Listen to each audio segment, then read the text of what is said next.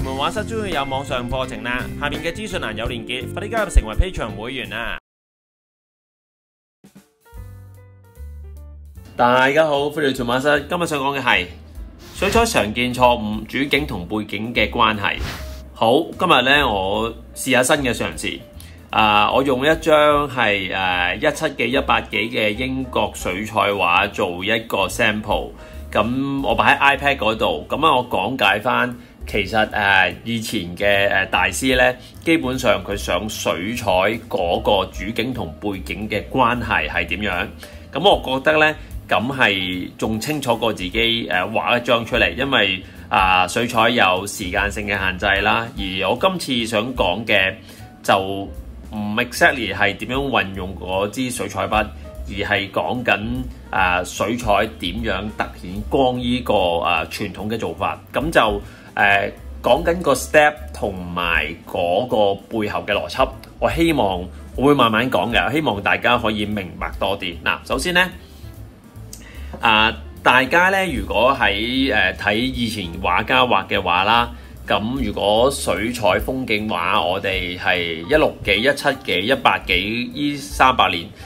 西方好多大師咧就開始慢慢畫好多水彩畫，咁尤其是係如果係香港人可能熟悉多啲嘅係以前英國嘅水彩畫啦，因為我僆仔嗰時候就好崇尚呢樣嘢，而 rather than 太多顏色嘅美式水彩畫，我今日係講緊一個傳統歐洲畫水彩畫佢哋嗰個方法同埋背後個邏輯，咁大家慢慢睇。嗱，首先咧，有一張風景畫水彩畫啦，咁我哋多數咧有時見到完成作品就係成張畫好晒嘅。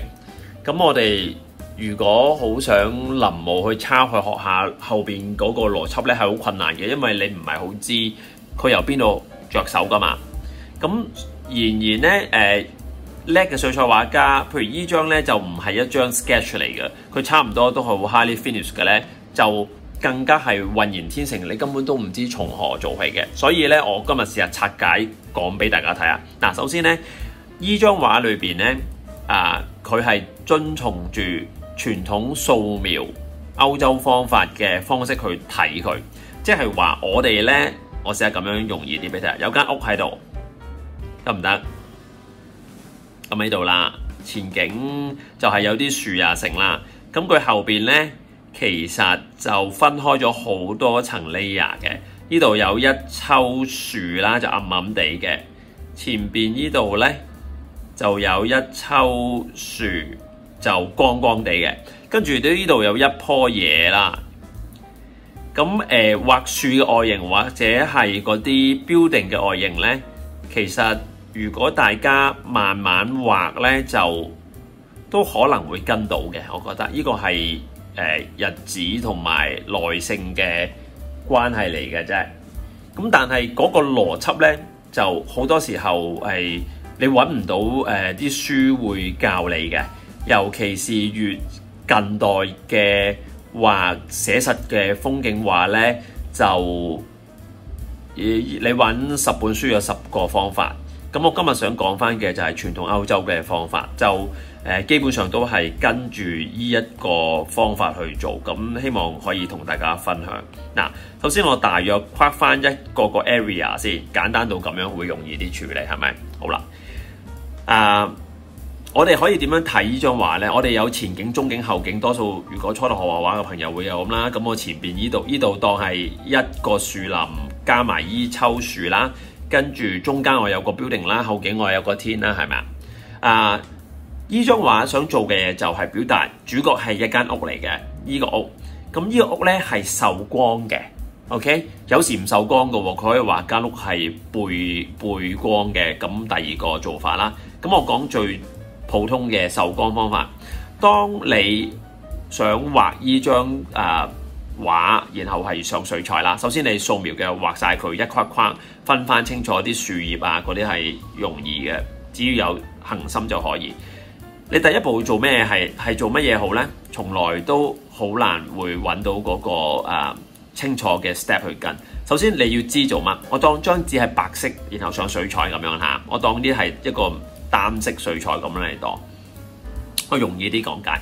首先佢最光嗰個咧就係依間屋啊，我要突顯依個屋，所以其實第一下你要做咩咧？你就要突顯依個屋。咁你依個屋點突顯咧？你張紙經已係白色噶啦嘛，咁你就要做咩咧？你要做一啲依啲撥，你可以唔理依個屋依個樹先嘅，你做後邊依度俾一層好輕嘅 wash 佢，上一啲色得唔得？你可以濕晒個底，然後有啲化。咁咧做少少天嘅變化啦，因為趁佢濕咁做啦。OK， 做咗依一忽嘅時候咧，咁依度未做噶嘛，依度就喺對比上咧，依度就光咗啦。所以我第一下做嘅嘢，框晒佢個 size 比例，每一個區分個區域之後咧，我要分開依個背景，深深地就係做個天有啲色啦，有啲灰灰地啦，我嚟突顯依個受光嘅屋。得唔得？呢個好重要。當你突顯咗呢個受光嘅屋咧，你就圍住呢個主體去做啦。譬如你要做咩咧？你可以做一層簡單啲嘅 wash 做呢啲樹葉啦，一層好簡單嘅做呢度啦，得唔得？呢度亦都受光噶嘛，咁你可以輕輕咁樣俾少少點點，呢度做少少先，得，應該先慢慢做。而依度咧，前邊依個樹葉咧同樣受光，佢同間屋差唔多，所以依度唔使做好多，又係點點輕輕嘅，唔使做最深嗰啲住嘅喎。依度你做緊啲先，得唔得？咁依度你可以留翻後少少先做又得。如果你話唔係嘅，我想做嘅，咁你咪輕輕地做一浸依啲色咯，未雕咁深。即係話初頭並唔係你供一個位做到100%，而係度度做啲色，等佢有基本嘅效果。而呢個基本嘅效果咧，就係突顯依一撇屋係光嘅，得唔得？而其他周圍就有啲色，所以再講多次啦。首先你要框分晒唔同嘅 area， 然後因為要突顯依一個受光嘅屋，因此你要上面個天俾一陣薄薄地嘅色佢。呢度全部依度都有色嘅。呢度唔係冇色嘅 ，compare with 依度嗰啲灰，所以你可以攞支大筆做一個 wash 噶，然後裏邊你中意趁佢濕，你咪做埋少少雲啊嗰啲變化啦 ，OK。然後第二步就圍住間屋睇佢光，因為如果間屋最光嘅話，下邊全部都俾佢有某程度多少嘅暗，咁你咪呢度俾少少色佢，呢度就同樣同間屋差唔多咁曬啦，下邊浸樹樓，咁你中意落好輕嘅可以，或者甚至乎近似唔落都得。呢度都唔使好落，但係你唔落之餘咧，呢度你點翻少少呢啲樹，始終佢一嚿嚿西蘭花，咁佢有啲暗位你做翻，呢度亦都係可以做翻少少。而上邊呢度複雜啲嘅話咧，你可以做一個少少嘅呢個邊嘅 wash 佢，等我分到係呢啲樹葉光極咧都同個天有分開，咁後邊呢度再做。然而咧，你做呢度啦，咁呢兩個樹直噶啦，咁你可以亦都做一個輕嘅 wash， 未使做啲點點住噶嚇。越細嘅不足咧，你傾向越後做，你會容易少少處理。跟住下邊呢度，你基本上呢度俾個 wash 佢咯，呢度俾個 wash 咯。所以基本上你做咗 first layer 之後咧，呢度你會見到有突顯咗呢個屋係最光，天係灰少少，下邊呢度周圍都係深過間屋。呢個下邊嗰兜樹咧就比上邊深丁少少，而有少少唔同嘅呢啲點分翻兩三嚿西蘭花，我知道點做啦。呢度都有少少點呢度我唔會好做住嘅，做埋呢啲邊邊先。咁樣做咗之後咧，我就叫做 for 第一個 layer 嘅基本呢個做完。跟住你中意做嘅呢屋因為呢個樹都前少少啦，咁我呢度亦都會做多少少。咁樣基本上去開嗰個稿，等佢英式水彩，我哋叫英式水彩啦。其實成個歐洲嘅水彩都係咁啦。基本上傾向都係一個 layer 上，咁你可以等佢乾晒，然後再加翻呢啲屋嘅呢啲咯，呢啲好簡單嘅啫。不過個位準、掃描準就得噶啦。然後呢啲樹葉呢啲你咪輕少少咯。呢度又輕少少，就做呢啲點，再做佢，即係喺依個分咗依個光之後咧，再將佢斬3、4楷。依度就多啲層次，要擺啲力去做，然後佢都係前景，你都要擺多少少力去做。下邊嗰度你再執多少少咯，呢度又慢慢執咯，一步一步咁執咯。所以你每一次做嗰時候都要維持住佢受光嘅程度變化，即係話你 first layer、second layer、third layer 3層、4層都畫完嘅咯。每一層咧都要 keep 住係依度最光最明顯最清楚，然後依度就相對地都明顯啲，你要 keep 住，然後後尾越嚟越暗咁樣嘅關係咯。所以一開始就唔係一個位你做晒完全去做，然後隔離係冚唪唥都唔理嘅，就係依個 concept 啦。好，我用10分鐘講解咗啦。